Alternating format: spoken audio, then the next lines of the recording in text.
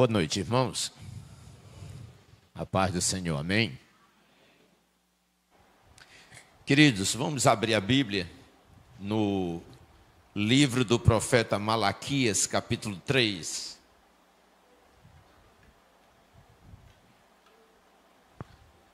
Malaquias, capítulo 3, versículo 6. Todos acharam? Vamos ler então. O Senhor Deus diz: eu sou o Senhor e não mudo. É por isso que vocês, os descendentes de Jacó, não foram destruídos. Vocês são como os seus antepassados. Abandonam as minhas leis e não as cumprem. Voltem para mim e eu voltarei para vocês. Mas vocês perguntam: como é que vamos voltar? Eu pergunto: será que alguém pode roubar a Deus? Mas vocês têm roubado e ainda me perguntam: como é que estamos te roubando? Vocês me roubam nos dízimos e nas ofertas. Todos vocês estão me roubando. E por isso eu amaldiçoo a nação toda. Eu, o Senhor Todo-Poderoso, ordeno que tragam todos os seus dízimos aos depósitos do templo, para que haja bastante comida na minha casa. Ponham-me à prova e verão que eu abrirei as janelas dos céus e farei cair sobre vocês as mais ricas bênçãos. Não deixarei que os gafanhotos destruam as suas plantações, e as suas parreiras darão muitas uvas. Todos os povos dirão que vocês são felizes, pois vocês vivem numa terra boa e rica. Eu, o Senhor Todo-Poderoso, estou falando. Vamos orar. Senhor, usa a tua palavra, ministra ao nosso coração. E, meu Senhor, que nós não nos tornemos uma terra seca, em razão da desobediência para contigo. Amado Senhor, que tu toques o nosso coração e nos faça, Senhor, verdadeiramente convertidos no corpo, na alma, no espírito e no bolso também, Senhor. Quantos de nós estamos na tua casa, estamos na igreja, mas não convertemos o bolso? O nosso bolso continua profano, guardamos aquilo que tu nos dá, os nossos recursos. Aliás, usamos os nossos recursos com bobagens, com coisas insignificantes, com coisas que nada tem a ver com a eternidade. E assim, Senhor, nós desperdiçamos os bens que tu nos concedes. Nos ajude para que saibamos administrar melhor aquilo que tu nos concedes, porque o que tu nos concedes é para nós, é para os necessitados ao nosso redor e também, Senhor, para a tua obra, para que ela tenha continuidade e vidas sejam salvas. Meu Senhor, nos ensina a ver o dinheiro de um modo santo, de um modo sagrado, de um modo bíblico, e que nós usemos todos os recursos que tu nos concedes para fazer o bem a nós e aos outros, e não o mal. Muitas vezes o dinheiro que ganhamos, meu Senhor, usamos para o nosso próprio mal. Quando usamos em coisas perversas, quando usamos para pecar, quando usamos para te desagradar. Meu Senhor, trata o nosso coração, muda a nossa vida, e assim nos leva a contribuir mais com a tua obra, e a sermos fiéis a ti, meu Senhor, em tudo quanto fizermos. Nos dá a tua graça, Senhor, trata o nosso coração e nos converte genuinamente a ti em todas as áreas da nossa vida, eu te peço. Em nome de Jesus. Amém. Queridos, o livro de Malaquias, ele é um livro bem amplo. Na verdade, ele se torna amplo pela necessidade. Ele se torna amplo porque ele fala sobre a necessidade do povo de se converter em todas as áreas. ele fala sobre a necessidade dos líderes se converterem genuinamente a Deus. Ele fala sobre a necessidade dos sacerdotes, dos religiosos, de se converterem genuinamente a Deus. Eles falam sobre a necessidade do povo de se converter genuinamente a Deus. Ele fala sobre a necessidade dos casais se converterem autenticamente a Deus, para que não fiquem traindo uns aos outros e cometendo adultério e acabando no divórcio. Então é um livro que nos desafia a tratar de todas as áreas da nossa vida. Trata da nossa vida religiosa, trata do nosso zelo para com a casa do Senhor, para com o templo, trata das nossas finanças, trata de todas as áreas da nossa vida. Porque o povo de Israel, na verdade, estava tão desviado, tão afastado de Deus, que todas as áreas da vida deles estavam acometidas pelo mal do pecado. Elas estavam realmente fora dos planos de Deus, fora do propósito de Deus. E aqui no capítulo 3, nesses versículos de 6 até 12, o Senhor trata especificamente da questão financeira. E aqui ele trata duas coisas. Ele trata das nossas finanças, sobre a boa administração das nossas finanças, como também da necessidade de nós contribuirmos mais com a obra de Deus. Então esse livro é um livro que desafia a todos em todas as áreas. E aí o Senhor nos chama a um arrependimento, a uma mudança, a uma nova conversão, para que nós realmente vivamos de um modo que agrade o Senhor. No versículo 6, o Senhor começa falando que Ele é um Deus que não muda. Em outras palavras, Ele está dizendo que aquilo que Ele estabeleceu como norma para nós, como regra, como mandamento, isso não será alterado. Porque o Senhor que não muda, Ele também é imutável nos seus mandamentos, nas suas leis, nos seus preceitos. E nós não podemos mudar de comportamento, uma vez que nós servimos a um Deus que não muda. Nós precisamos nos manter realmente dentro dos mandamentos do Senhor, dentro dos princípios do Senhor, vivendo em tudo de acordo com a sua vontade, de acordo com a sua palavra. Então ele começa dizendo que Ele é o Senhor e Ele não muda. Portanto, ainda que passe o tempo, ainda que a sociedade se altere, ainda que tantas coisas mudem, aquilo que Deus estabeleceu como princípio, como mandamento, como ordem para a sua igreja, isso não muda, e nós temos que continuar obedecendo a toda a palavra de Deus. No versículo 6 ainda, ele diz o seguinte: aquele que não respeita o senhorio de Cristo, o senhorio do Senhor, ele está passível de destruição.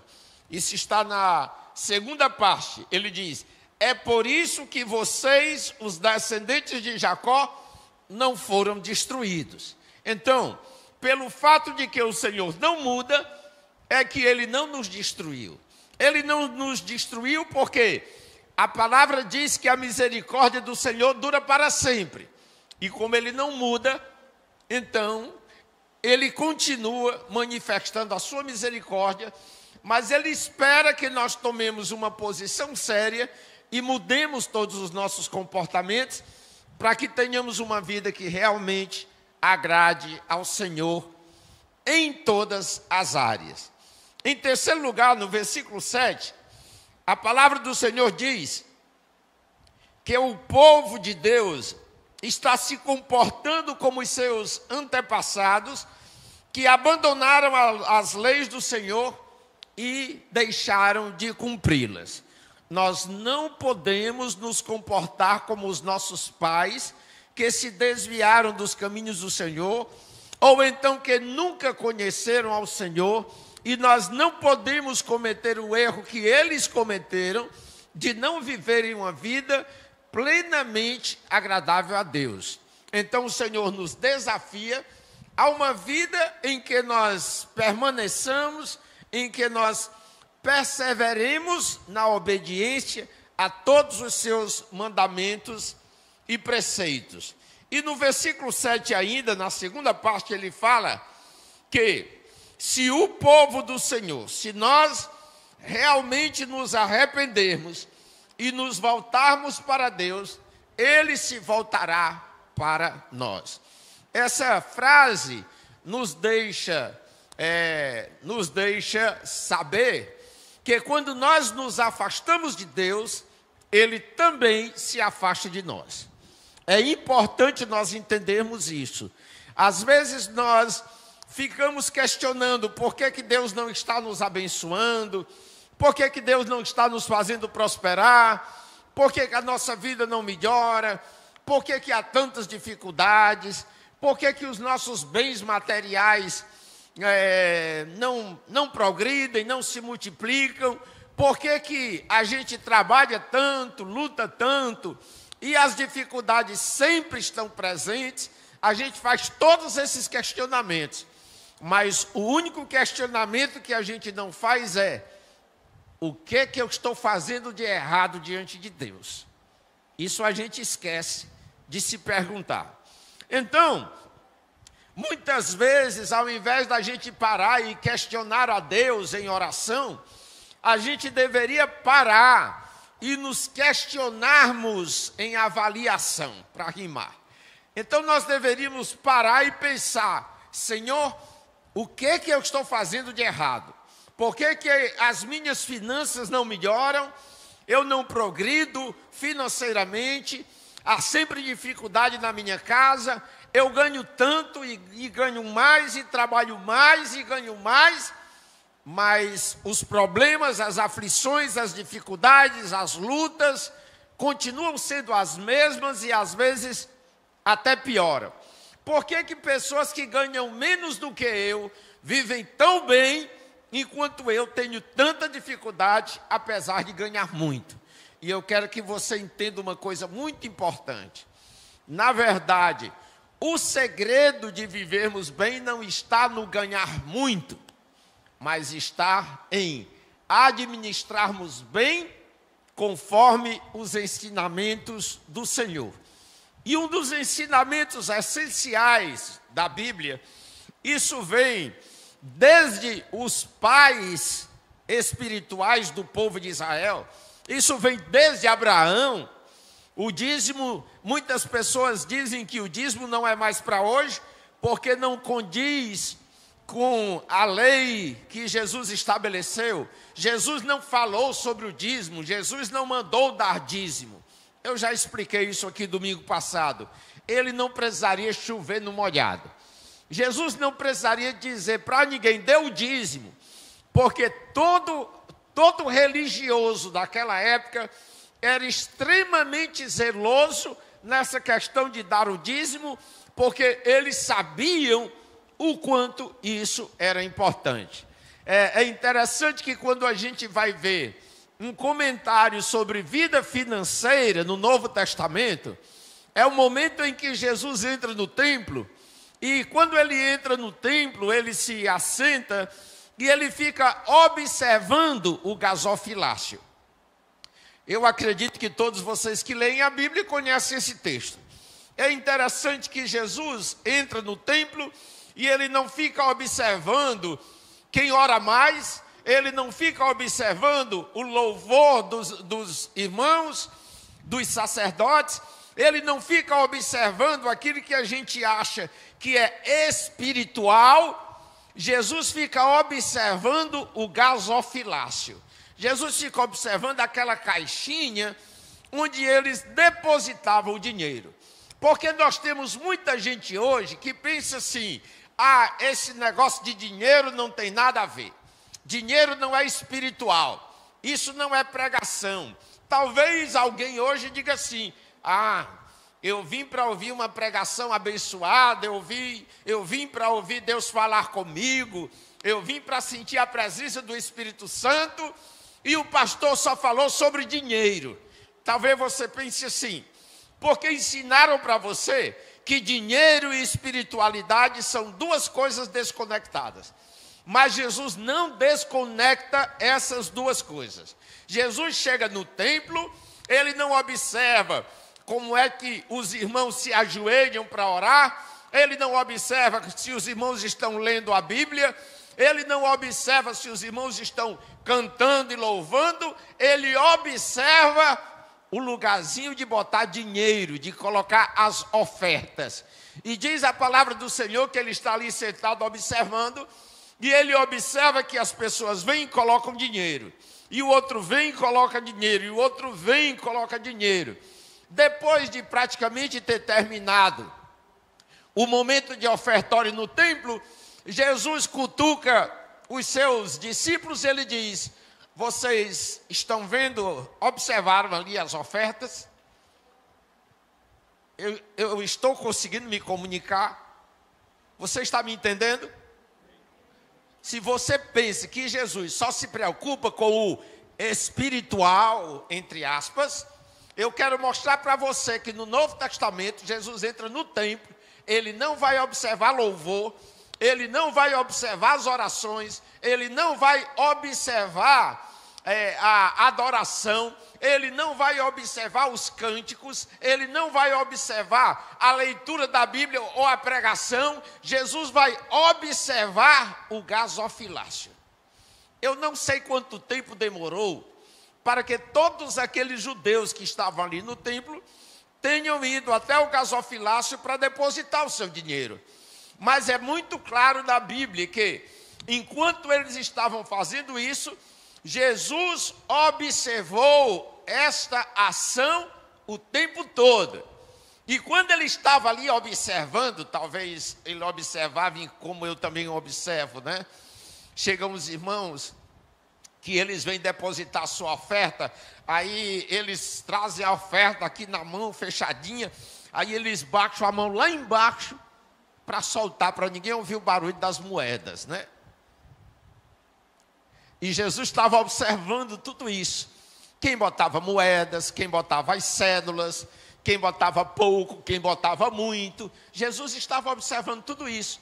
E aí no final da coleta ele cutucou os seus discípulos e ele disse assim: vocês estão vendo aquela mulher pobre ali?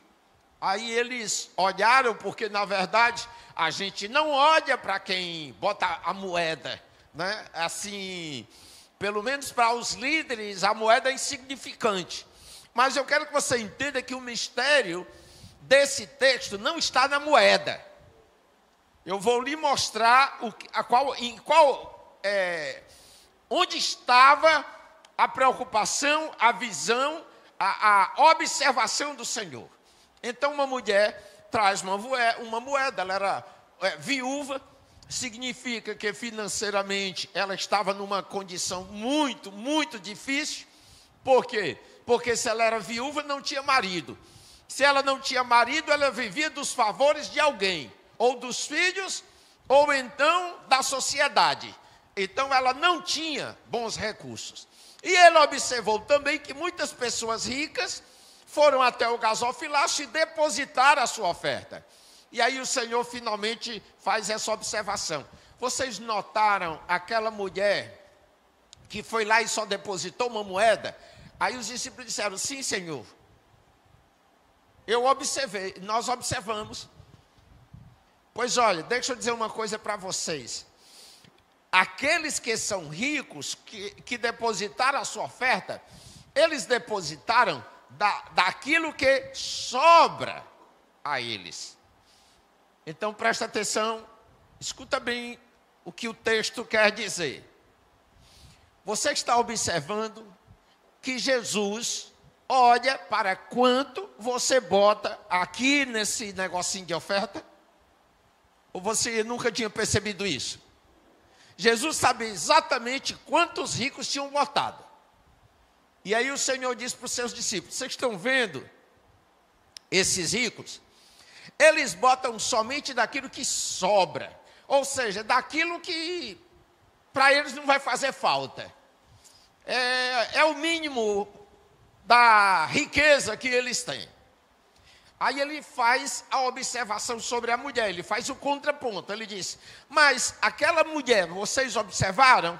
Aquela viúva que colocou ali a oferta. Aí os discípulos com certeza assentiram com a cabeça. Ele diz, eu quero dizer para vocês que ela depositou muito mais do que todos os ricos depositaram. Sabe por quê? Porque ela ofertou tudo que ela tinha. Talvez ela tenha ofertado o dinheiro que ela tinha para o almoço, o dinheiro que ela tinha para a janta, o dinheiro que ela tinha para o outro dia. Mas Jesus disse, mas enquanto isso, vocês observaram as ofertas dos ricos, eles ofertaram apenas aquilo que sobrava para eles, que não ia lhes fazer falta. Mas aquela mulher deu tudo quanto ela possuía. E aí Jesus faz a observação e elogia aquela mulher, porque o coração dela era tão completamente entregue a Deus, que ela deu o máximo que podia, aliás, o que não podia, confiando que o Senhor certamente supriria as necessidades dela. Ficou claro isso? Será que você já entendeu que Jesus observa as nossas ofertas?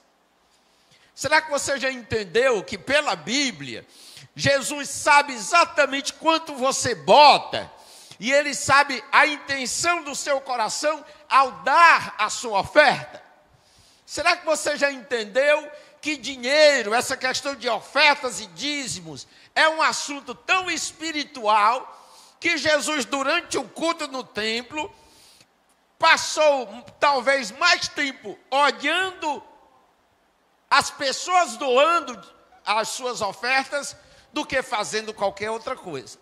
E o comentário dele é voltado exatamente para a oferta que as pessoas fizeram. Sabe por quê? Porque o próprio Jesus também diz na sua palavra que onde está o nosso tesouro, ali também está o nosso coração.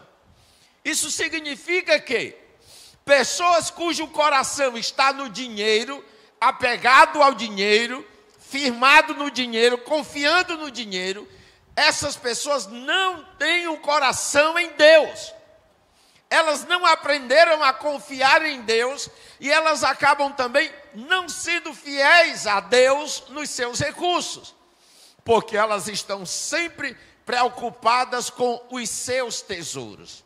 Enquanto isso, Jesus nos ensinou, olha, não fiquem preocupados em acumular tesouros na terra, onde os ladrões vêm e roubam, a ferrugem corrói, mas acumulem tesouros nos céus, porque lá o ladrão não rouba, e lá a ferrugem não corrói. Jesus estava nos ensinando que quando nós pegamos as nossas ofertas e dedicamos para a casa de Deus, para a obra de Deus, nós estamos investindo no céu. E eu quero dizer para você que o próprio Jesus disse que aquele que fizesse qualquer uma doação, ainda que fosse só um copo d'água, aos seus pequeninos, ele receberia 100 vezes mais. A Bíblia deixa bem claro que o maior investimento que nós podemos fazer é depositar o nosso dinheiro nas coisas de Deus, na obra de Deus, na casa de Deus. Agora eu sou obrigado a fazer uma observação, porque ela é necessária para proteger você. Tudo que eu estou dizendo é verdade, 100% verdade, está plenamente de acordo com a Bíblia. Só tem uma coisa: você presta atenção o que você faz com o seu dinheiro, aonde você doa, a quem você doa, porque Jesus não quer que nós façamos papel de besta. Ele quer que tenhamos um coração bom, um coração benevolente, um coração sincero, um coração doador, mas Ele não quer que a gente sustente bandido, que a gente viva de sustentar a mordomia de malandro. Amém? Ficou claro isso? Mas, pastor, por que o senhor está dizendo isso? Meus irmãos, porque infelizmente eu sei que tem inúmeras muitas igrejas por aí, e parece que hoje é a maioria, pedindo dinheiro, pedindo dinheiro, pedindo dinheiro. Pois bem, então a palavra de Deus nos ensina que nós precisamos ter o nosso coração em Deus, nas coisas de Deus, e não nos nossos bens materiais, nos nossos tesouros. Mas, pelo contrário, nós devemos pegar os nossos bens e dedicarmos a Deus e à obra de Deus. Agora, faça isso em igrejas sérias. E eu estou botando no plural porque nós temos, graças a Deus, muitas igrejas sérias. Nós temos, graças a Deus, muitos obreiros, muitos pastores sérios. Mas, infelizmente, eu tenho que alertar você, porque nós temos também muito bandido com o nome de pastor, roubando, explorando as pessoas e tirando proveito da inocência dos outros. Agora, eu acho interessante uma coisa. Parece que as pessoas são mais susceptíveis a fazer a vontade dos bandidos do que a atender às necessidades legítimas de trabalhos sérios, de obras sérias, de gente séria. Infelizmente, parece que a gente gosta mesmo é de ser enganado. Parece que a gente gosta mesmo é de fazer papel de besta. Você chega num trabalho sério, você vê que ali é uma obra que realmente age com honestidade. Você, quando vai doar, dá uma mixaria. Chega um malandro lá não sei aonde, que ele enrola e pede a chave do seu carro e você entrega a chave do carro para ele. Parece que o povo gosta de fazer papel de besta, não é? Parece que o povo gosta de ser enganado. Mas é quando há coisa séria, parece que o povo não quer contribuir. Abra a sua Bíblia em Mateus capítulo 23.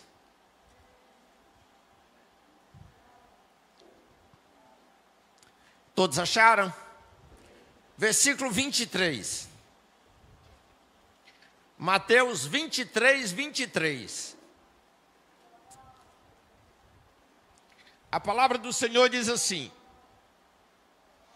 ai de vocês, mestres da lei e fariseus, hipócritas, pois vocês dão a Deus a 10ª parte, até mesmo da hortelã, da erva doce e do cominho, mas não obedecem aos mandamentos mais importantes da lei, que são o de serem justos com os outros, o de serem bondosos e o de serem honestos. Mas são justamente essas coisas que vocês devem fazer, sem deixar de lado as outras coisas. Ficou claro, irmãos, esse texto?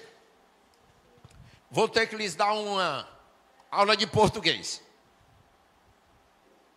Eu vou lhes apresentar aqui duas coisas. Olhem para cá, estão vendo esse copo? Aqui é uma coisa que eu quero lhe mostrar. E aqui é uma outra coisa, que é o microfone. Todos viram esse microfone? Ok? Está aqui do lado. Aí o Senhor chegou para os sacerdotes daquela época, os religiosos daquela época, e o Senhor disse assim: ai de vocês, fariseus, hipócritas, porque vocês dão 10%, ou seja, o dízimo. Aí ele fala aqui da hortelã, da erva doce e do cominho, ou seja, aquilo que eles cultivavam na agricultura. Aqui é a hortelã, o cominho e a erva doce, ok? Esse copo representa a hortelã, o cominho e a erva doce, ok? Ficou claro? Está aqui. Aí ele diz, mas vocês esquecem os mandamentos mais importantes da lei, que são serem bondosos e de serem honestos com os outros. Justos, bondosos e honestos com os outros. Esse microfone aqui, preste atenção, representa os justos, honestos e bondosos com os outros. Amém? Ficou claro? Agora vem aí o entendimento aí do português. Ele diz, vocês, ele diz assim, mas são justamente essas coisas, ok? Essas coisas que vocês devem fazer sem deixar de lado as outras coisas. Em outras palavras, dê o dízimo do coentro, do cominho, da hortelã, ok? Mas também pratiquem a honestidade, a misericórdia e o amor. Jesus mandou alguém deixar de dar o dízimo? Mandou? Não. Façam essas coisas sem negligenciar essas outras. Nenhum dos dois pode ser negligenciado. Jesus ensina, aliás, respalda ou não respalda o ensinamento sobre o dízimo na Bíblia, no Novo Testamento? Respalda. Agora me diga uma coisa, por que no Novo Testamento, se a questão financeira é tão importante, por que Jesus não fala exaustivamente sobre isso, frequentemente sobre isso? Sabe por quê? Porque os judeus eram um povo extremamente legalista. Eles eram extremamente fiéis às leis de Moisés. Jesus nunca disse que os fariseus e saduceus eram homens que não oravam, eram homens negligentes, eram homens que não levavam Deus a sério. Não, eles eram extremamente legalistas, radicais, eles levavam a lei a sério, ao pé da letra. O problema deles é outro.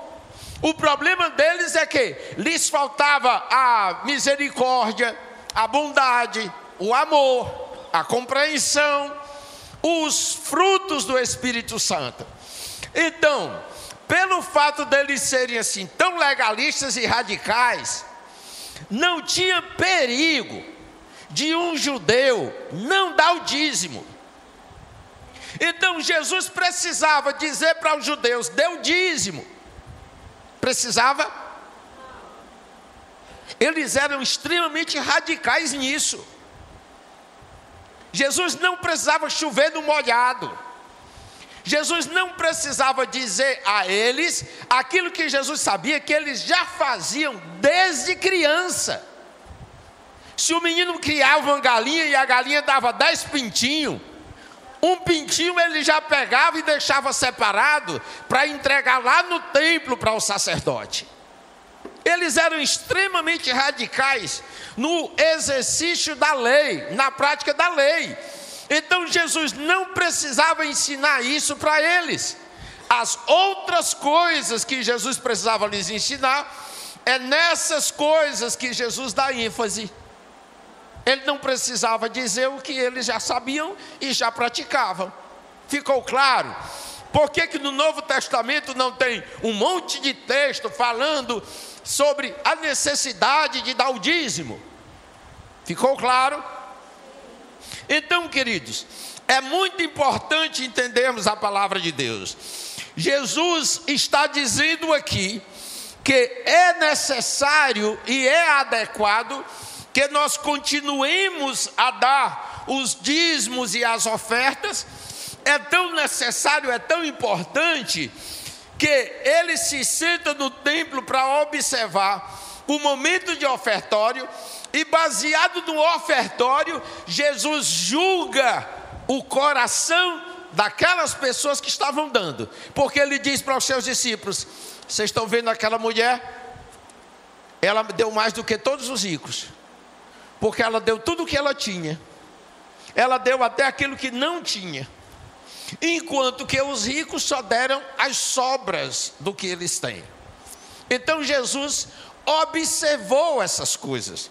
O próprio Jesus dava dízimo, o próprio Jesus pagava imposto. Então Jesus, ele seguia a lei. E nós precisamos entender e parar com isso, com essa bobagem de gente gananciosa que está ensinando para a igreja que dízimo e oferta não é mais necessário porque é coisa da lei. E nós agora estamos vivendo na graça de Jesus. Esse conceito é errado. É errado. Se você não quer dar, é melhor que você diga logo: eu não dou porque eu sou ganancioso, eu não dou porque eu sou pão duro, eu não dou dízimo porque eu sou mão de vaca, eu não dou dízimo porque eu não converti realmente o meu coração a ponto de converter o meu bolso também. Então, seja honesto, ok? Mas dizer que você não dá dízimo porque é coisa lá do Antigo Testamento, não tem respaldo bíblico, não tem base bíblica. Então nós precisamos levar a sério essas questões, porque são questões importantes sim para a igreja. Observa o quanto elas são importantes.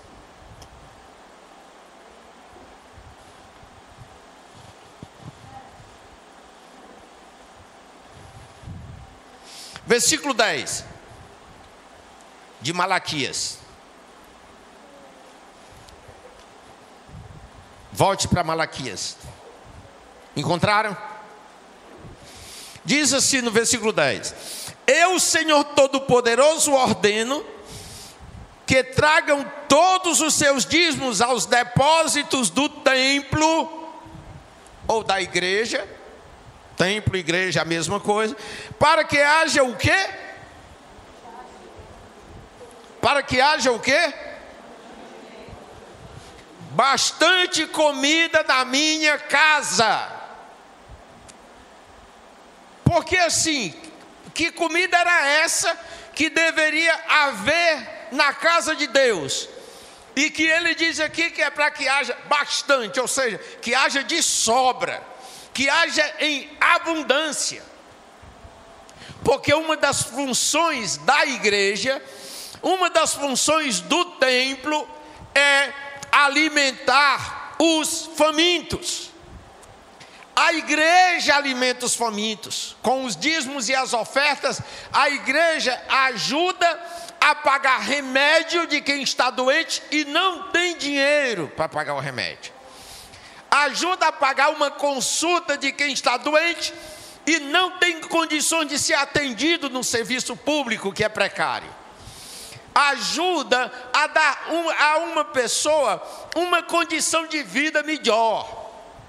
Então, essa coisa também que disseram, que todo dízimo que entra na igreja é só para o pastor, que vai tudo para o bolso do pastor, isso está errado. Agora, eu conheço igrejas que quando eles terminam de fazer a oferta, terminou o culto, o pastor raspa todo o dinheiro que é botado ali, mete no bolso e vai embora para casa. Não tem nem tesoureiro na igreja, não precisa contar, é ele mesmo que bota no bolso e leva para casa, é dele, toda a arrecadação é dele. E não é porque é tão pouco, não, é porque ele passeia em carro de luxo, enquanto as pessoas que frequentam a igreja dele, ele não está nem aí. Olha, irmãos, vocês não têm ideia quantas vezes já chegou aqui pessoas, membros de outras igrejas, denominações ricas que eu conheço. Aí chega aqui e diz: pastor, eu estou passando fome, eu deixei meu filho em casa, eu não tenho dinheiro para pagar o almoço de hoje, eu não tenho nada em casa. Aí a gente pergunta: você é crente? Sou. E qual é a sua igreja? A igreja tal. Ah, aquela lá é. E você falou com o seu pastor? Falei. Você disse para ele que estava passando necessidade? Disse. E o que foi que ele disse? Ele disse que eu procurasse o senhor aqui.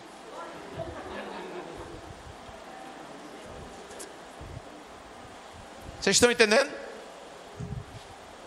Manda para cá. E eu conheço essas denominações, não é falta de dinheiro. Entendeu? Então muita gente pensa e foi ensinado, porque existem os ladrões que fazem isso. Então muita gente pensa que todo o dinheiro, toda a arrecadação da igreja vai para o bolso do pastor. Talvez você pense que eu estou pregando sobre isso porque eu quero mais dinheiro para mim. Isso não vai alterar o meu salário, essa pregação.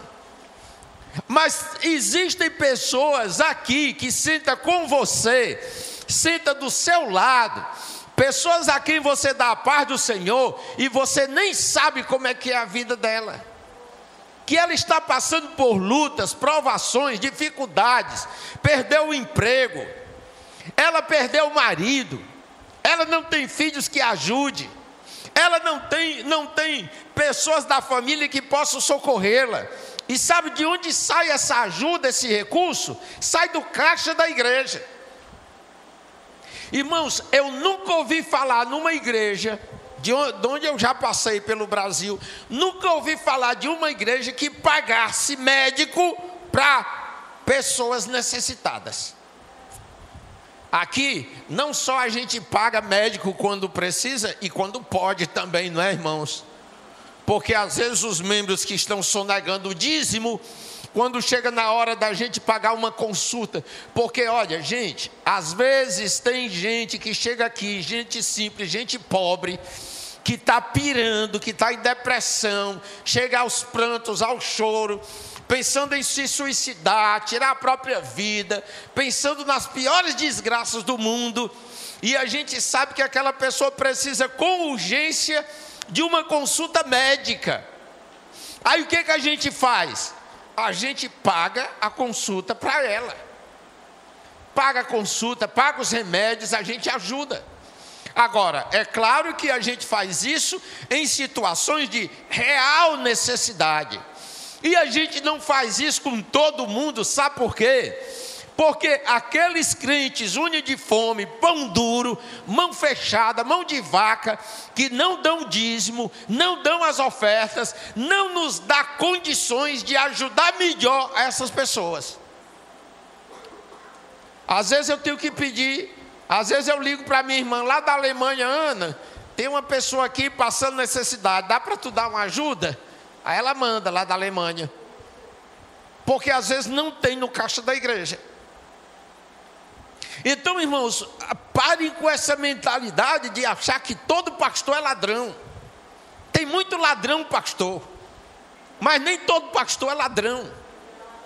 Tem gente séria, querendo fazer um trabalho sério e realmente ajudando as pessoas.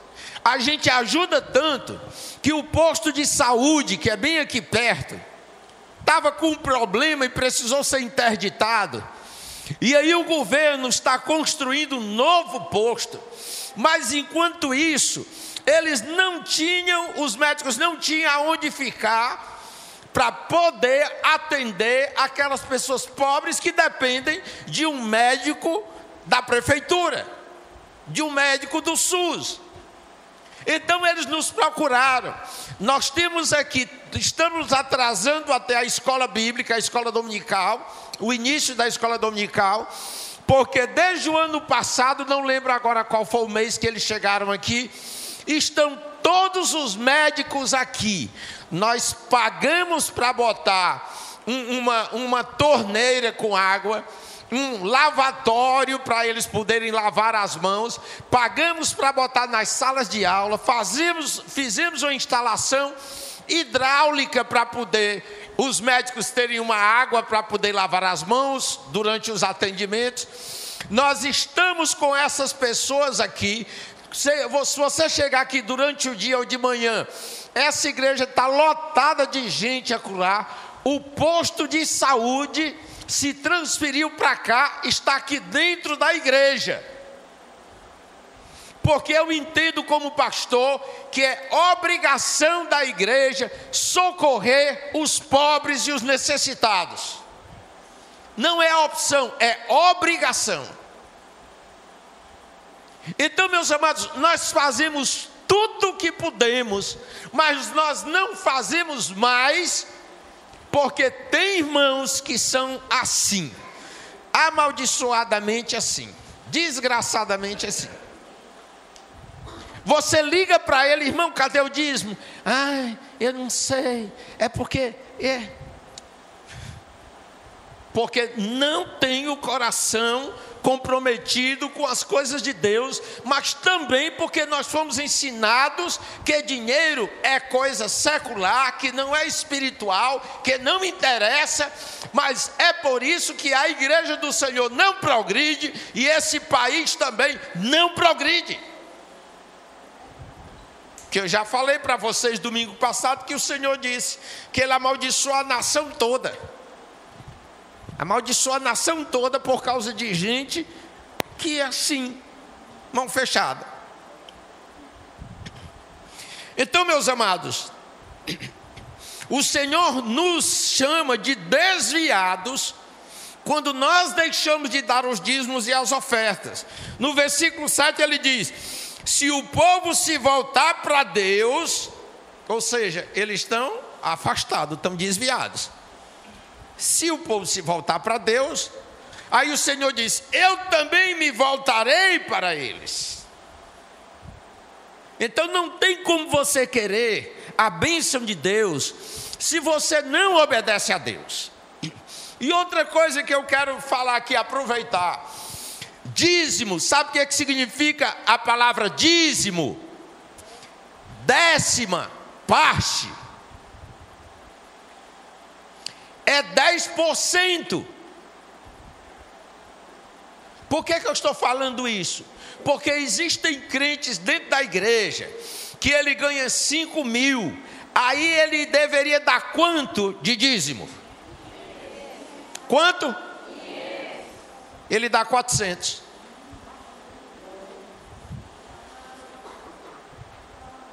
Ele dá 300. Ele não deu o dízimo. Ele não deu o dízimo. Ele não dá o dízimo, aí ele pega e dá só uma ofertinha. Mas esse texto diz, quando o Senhor acusa o povo, o Senhor diz assim: vocês estão me roubando nos dízimos e nas ofertas. Ou então ele dá o dízimo, aí ele não dá a oferta. Ou então ele dá a oferta, mas ele não dá o dízimo. Ou então ele dá o dízimo todo mês, aí ele recebe o 13º, o que ele faz?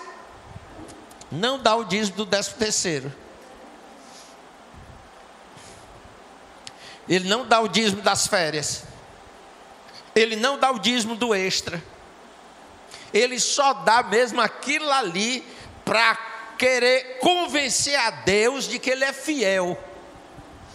Mas a palavra do Senhor diz que nós devemos dar o dízimo de todas as coisas. Esse texto que comenta a hortelã, a cominha, o coentro, isso aí é aquelas verdurinhas que a gente usa para fazer tempero. O judeu dava o dízimo até do temperozinho que ele botava na comida.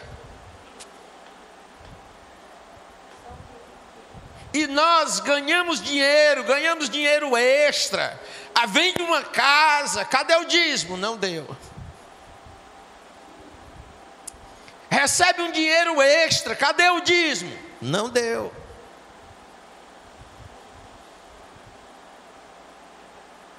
Você entendeu? Que nós estamos pecando e que isso é sério? Você deu para entender que isso aqui não é questão só de dinheiro, mas é questão de fidelidade, é questão de espiritualidade, de coração genuinamente convertido. Tem gente que tenta enrolar a gente: pastor, é porque eu não recebo por mês, o meu dinheiro entra todo dia, aí eu não faço assim um controle, pois devia fazer. Quando eu era professor, eu recebia o dinheiro por dia. Eu recebia por hora. Terminava da aula, eu já entregava o dinheiro. Eu anotava tudinho. Depois tirava 10%. Eu não sei se alguém já observou, ajudar os irmãos a sair de pecado. Pode ser que haja algum em pecado. Porque talvez algum de vocês chegue na hora aqui de dar o dízimo, vocês já tenham observado, o pastor e a pastora nunca se levantam. O pastor e a pastora nunca botam o dízimo lá, todo mundo vai, eles não, nem se levantam. É porque o meu, minha filha, é descontado na fonte. Antes de receber, eu já digo para a tesoureira, tira o dízimo. E além do dízimo, eu dou oferta, não dou só o dízimo não. E sabe o que me acontece? Irmãos, às vezes aparece dinheiro que eu não sei de onde. Às vezes chega, dá um aperto, uma situação meio complicada. Às vezes a igreja não tem dinheiro para me pagar e de repente o governo deposita uma restituição do imposto de renda. Do nada. Restituição do imposto de renda. Irmãos, desde que eu me dediquei exclusivamente ao trabalho de Deus e à obra de Deus, não faltou nada. Eu tenho de sobra.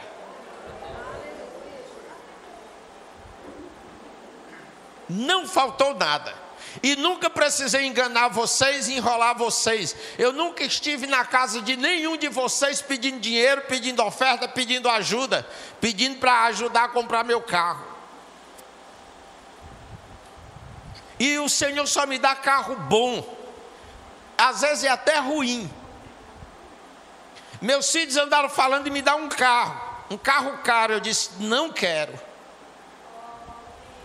Não me dê esse carro. Pode comprar outro para mim. Graças a Deus o Senhor está abençoando tremendamente eles. Simão, daqui a pouco vamos pedir o telefone dele, né? O contato. Mas eu já disse para eles, eu não quero um carro desse, não me dê, porque não fica bem para mim como pastor, isso é só luxo. Os carros que eu compro para ajudar na igreja. Por que eu tinha uma Hilux? Porque precisava, estava na época da construção. Deus me deu eu fui sorteado num consórcio, tinha um carro, um outro carro, eu juntei o consórcio com o carro. E os meus consórcios é assim, sabe quando é que os consórcios quando eu faço, sabe quando é que sorteado? No dia do meu aniversário. Muita coincidência, não é não? No dia do seu aniversário, alguém liga, pastor Pedro, seu consórcio foi contemplado. E antes disso, às vezes eu estou nas orações, aí chega uma irmã e diz, pastor, o senhor está dizendo que vai lhe dar um carro novo. Ontem mesmo, hoje é domingo, né? Ontem é sábado. Ontem mesmo eu estava na oração, a irmã chegou e disse, pastor, eu estou vendo o senhor no outro carro. O senhor está pretendendo comprar outro carro? Eu disse, pretendendo não. Pois o senhor está me mostrando que vai lhe dar outro carro. Que o senhor não vai ficar com esse não. Vou trocar. Ótimo, glória a Deus. Se Deus me der, eu recebo. Mas eu não vivo atrás disso. Eu não procuro por isso. Anos atrás, sabe aquele terreno ali atrás do estacionamento? Sabe como foi que ele foi comprado? A igreja não tinha dinheiro. Na época, Deus me abençoou muito nas aulas que eu dava. Eu só dava aula para os milionários aqui, os filhos e os netos dos milionários aqui de Fortaleza. Deus me abençoou muito, eu tinha uma Hilux. Eu vendi a Hilux e comprei o terreno para a igreja. Aquele terreno ali do estacionamento ali que tem, fui eu que vendi meu carro e comprei para a igreja. Então muita gente às vezes me vê no carro bom, pensa que é porque eu estou roubando a igreja. Uma vez meu carro estava meio empoeirado e quando terminou o culto que eu cheguei lá atrás, estava escrito, meu dízimo.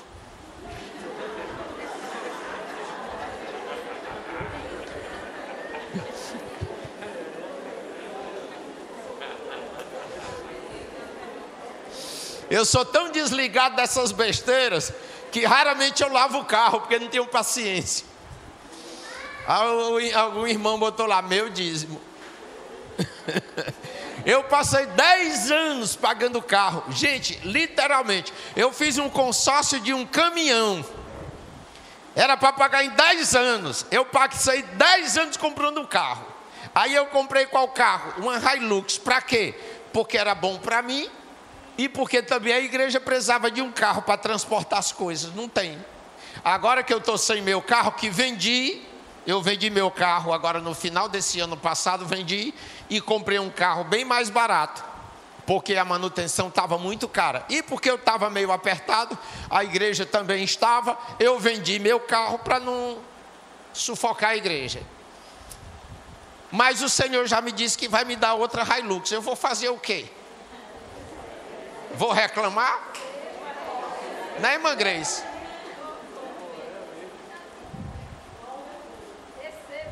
Mas só vou receber porque a igreja precisa de um carro assim. Por mim, precisaria não. E nem eu iria querer. Mas a igreja precisa. A obra de Deus precisa. Então tudo que eu tenho é de Deus. Tudo que eu tenho é da obra de Deus. Tudo que eu tenho está entregue ao Senhor. Então, meus amados, quando a gente é fiel a Deus e leva a sério as coisas de Deus, e realmente é fiel nos dízimos e nas ofertas, o Senhor, Ele retribui, Ele nos honra. Amém? Amém. Eu quero terminar lendo um último texto. Salmo 116, versículo 12. Diz assim, versículo 12, observa bem, se nós lermos desde o primeiro versículo, eu quero só que você dê uma observada no versículo 4. Versículo 4 diz assim, então clamei ao Senhor pedindo, ó Senhor Deus, eu te peço, salva-me da morte. Aí o versículo 5 diz, o Senhor é fiel, nosso Deus tem compaixão de nós, o Senhor protege os que não podem se defender, salva do perigo, etc, etc. Aí chega no versículo 12, ele diz assim, que posso eu oferecer a Deus, o Senhor, por tudo de bom que Ele tem me dado? Olha a pergunta do salmista. O salmista no versículo 1 até o versículo 11, ele fica mencionando todas as coisas maravilhosas que Deus fez por ele. Salvou ele da morte, salvou de perseguição, livrou de um monte de problema. Agora chega no versículo 12, que é o que Deus espera que aconteça conosco. Aí ele diz assim, e agora? O Senhor me deu tudo isso. O que posso eu dar em troca para o Senhor? Quem aqui já teve um livramento de morte na sua vida? Levanta a mão. Quem aqui já teve doente e Deus curou? Levanta a mão. Quem aqui vivia num aperto e Deus abençoou, deu um trabalho, deu uma família linda, maravilhosa? Levanta a mão. Olha, só tem abençoado aqui. Aí, esses abençoados deveriam seguir o exemplo aqui do salmista. Eu não sei se esse salmo é de Davi, mas deveria seguir o exemplo do salmista. Esse homem tão abençoado por Deus, protegido, etc., chega no versículo 12 e ele diz assim, que posso eu oferecer a Deus, o Senhor, por tudo de bom que Ele me tem dado? Aí, versículo 13, ele diz assim, levarei ao Senhor uma oferta de vinho, para lhe dar graças porque me salvou. Na reunião de todo o seu povo, eu lhe darei o que prometi. O Senhor Deus sente pesar, quando vê morrerem os que são fiéis a Ele. Ó Senhor, eu sou teu servo, eu te sirvo, como te servi a minha mãe. Tu me livraste da morte. Eu te darei uma oferta de gratidão, e a ti darei as minhas orações. na reunião de todo o teu povo, nos pátios do templo em Jerusalém, eu te darei o que prometi. Olha, quando ele vê tudo aquilo, todas as bênçãos que Deus deu para ele, aí ele vai e diz assim: eu vou dar uma oferta para o Senhor. Eu vou dar uma oferta para o Senhor. Mas tem gente que diz assim: o Senhor não precisa de dinheiro, eu é que estou precisando. Mas, meus queridos, a palavra de Deus diz que quando nós fazemos alguma coisa pelos seus pequeninos, é a Ele que o fazemos. E como é que eu posso ajudar os pequeninos, aqueles servos de Deus que são fiéis, que estão passando necessidade? Quando eu dou para o templo, para a casa do Senhor, esse dinheiro é administrado para ajudar os necessitados e aqueles que passam um dia aqui fazendo a obra de Deus. Porque a gente que faz a obra de Deus, a gente não come oração, a gente não pode viver jejuando dia e noite. A gente é carne e osso, tem que comer, tem que vestir. Então a gente tem que ter o mínimo necessário.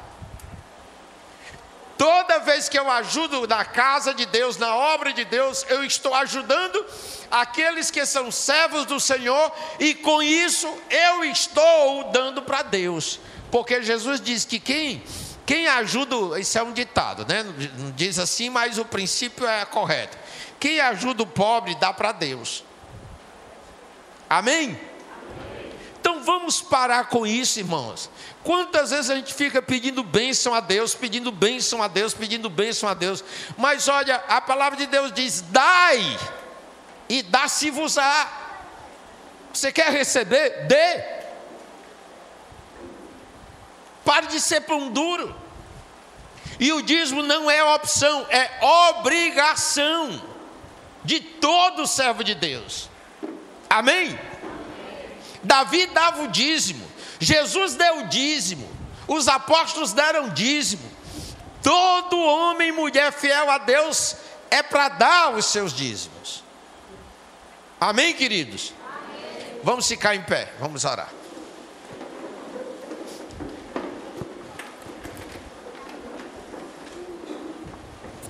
A gente dá prêmio aqui, né? Pede uma oferta para os irmãos. Se o irmão der a oferta, ele ainda ganha um prêmio de R$1.000. Ele concorre a R$1.000 todo mês. E ainda tem gente que, com todos esses incentivos, não vou dar não estou podendo. Vamos nos converter, vamos, irmãos? Porque quando a gente dá para Deus, a gente é abençoado e o Senhor multiplica aquilo que nós temos. Vamos orar. Senhor, te agradecemos por esta noite, pela tua santa palavra que nos ensina, pelo teu Espírito, meu Senhor, que se faz presente entre nós e também fala conosco.